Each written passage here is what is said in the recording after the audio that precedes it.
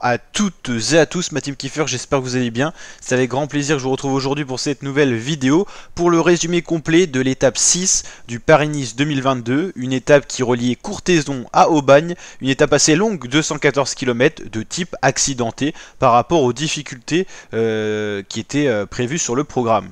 Donc vous l'avez vu, pas mal de dénivelés positifs, pas mal d'ascensions, assez roulant, du 4% de moyenne par exemple pour le col de Mur, du 6% de moyenne pour le col de Sambuc, le col des Portes, 3 km à 5% de moyenne, voilà des cols assez roulants. Et la dernière difficulté du jour, le col de l'Espigoulier, 10 km 8 à 4,4% de moyenne, c'était la dernière difficulté répertoriée au classement des grimpeurs. Pas mal de points distribués pour le maillot à poids de meilleur grimpeur, et à noter une petite bosse finale avec un sprint intermédiaire à la cour, à peu près à 6 km de l'arrivée à Aubagne.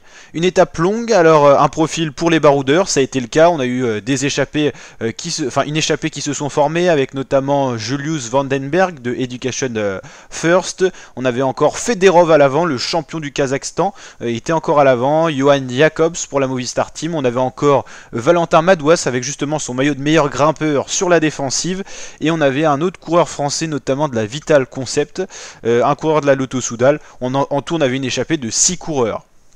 6 coureurs qui ont donc animé la course, notamment au niveau des grimpeurs, où Valentin Madouas est passé notamment devant Victor Koretsky, le français de la BNB Hotel, et on avait également Sébastien Grignard pour la Lotto Soudal. C'est le cours de l'échappée qui a lâché le plus rapidement. Déjà au niveau du col de Pas de la Couelle, il était un peu en difficulté, il a lâché prise dans le col de l'Espigoulier, où l'échappée s'est parsemée, on va dire, et finalement le plus fort dans l'échappée qui a résisté le plus longtemps, c'était Victor Koretsky avec tout simplement un autre coureur. C'était alors c'était pas Julius Vandenberg, je crois qu'il est pas marqué ici, c'était voilà, donc Johan Jacobs, voilà, c'était en gros on avait un duo à l'avant de l'échappée, Victor Koretsky, Johan Jacobs. Dans le peloton on a Mathieu Holmes pour la Lotto Soudal qui a attaqué, et donc on a retrouvé un trio à l'avant en haut du col tout simplement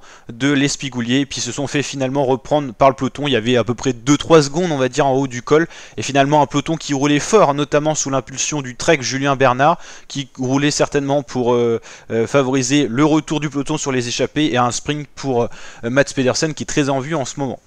Donc finalement ça s'est regroupé et on a eu une attaque tout simplement du peloton, donc qui était composé d'une cinquantaine de coureurs, je dirais en haut de ce col, quarantaine peut-être.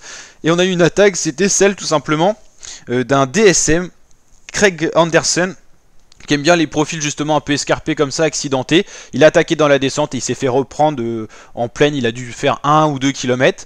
Après, dans la dernière bosse du programme, on n'avait pas vraiment d'équipe de sprinteurs qui roulait, et donc on a eu de multiples attaques. Guillaume Martin pour la Cofidis, on a eu également pas mal de coureurs français qui se sont mis à l'offensif. Christophe Laporte pour la Jumbo-Visma qui contrait d'abord les attaques puis qui a attaqué à son tour, et c'est finalement Mathieu Burgodeau qui a réussi à s'extirper du peloton, le coureur de la Total Direct Energy, et à basculer dans la descente tout seul face à un peloton un peu désorganisé, pas d'équipe qui prenait en main le peloton, des coureurs qui se regardaient, Guillaume Martin, Christophe Laporte qui a d'ailleurs rattaqué, finalement un peloton qui s'est un peu désaccordé, et c'est Mathieu Burgodeau qui vient s'imposer juste devant l'arrivée du peloton et de tous ses sprinteurs. On va dire qu'à 1 km de l'arrivée il avait 10 secondes, et sur la ligne ça s'est joué à un vélo près. On voit les sprinteurs, notamment Van Aert, le maillot vert, là ici c'est le français Brian Cocard de la Cofidis, ou encore d'autres coureurs, celui-là de la Trek Segafredo, donc ça doit être Mats Pedersen qui est très en forme en ce moment, ancien champion du monde.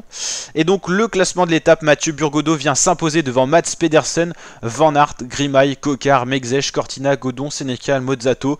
Mathieu Burgodeau qui offre la première victoire depuis déjà un bout de temps sur une grosse course pour la Total Energy, et donc ça c'est que du positif pour cette équipe qui va au mieux, sachant que son leader Pierre Latour est 3ème pour l'instant sur le podium du classement général de ce Paris-Nice. C'est pas fini bien sûr, mais à 2 jours de l'arrivée à Nice c'est plutôt bien parti, et une victoire dans la poche en tout cas.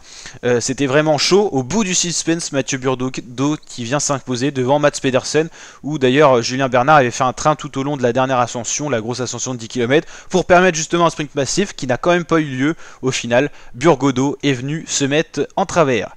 Au niveau du classement général, Roglic reste maillot jaune, il n'y a pas eu de changement aujourd'hui, pas d'attaque de favori. Donc Roglic, Yates, Latour, on l'a dit, troisième, c'est plutôt pas mal. Daniel Felipe Martinez, Alexander Vlasov, Adam Yates, Søren Kragh Andersen qui a attaqué aujourd'hui, finalement repris rapidement. Jack Egg, Nero Quintana, Ion Izagirre.